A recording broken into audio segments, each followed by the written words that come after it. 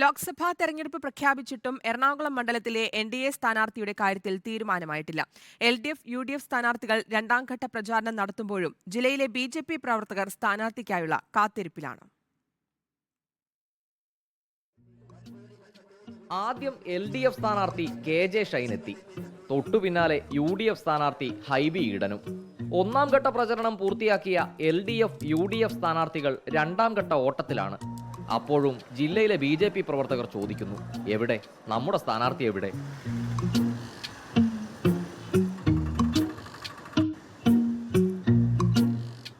ചുമരായ ചുമരെല്ലാം LDF, UDF സ്ഥാനാർത്ഥികളുടെ vote അഭ്യർത്ഥനകൾ.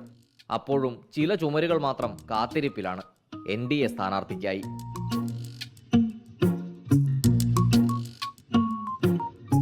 ആദ്യം മത്സരിക്കുമെന്ന് പറഞ്ഞ അനിൽ ആന്റണി പത്തനംതിട്ടയ്ക്ക് പോയി. അതിനിടെ എൻ രാധാകൃഷ്ണൻ എന്നും കെ.എസ്. രാധാകൃഷ്ണൻ എന്നും കേട്ടു. പിന്നീട് ഉയർന്നു കേട്ട മേജർ രവിയുടെ കാര്യത്തിലും തീരുമാനമായിട്ടില്ല.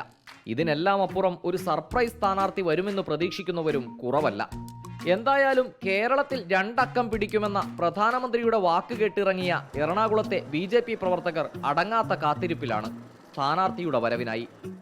Reporter Ali Akbar Shah, in reporter, Kochi.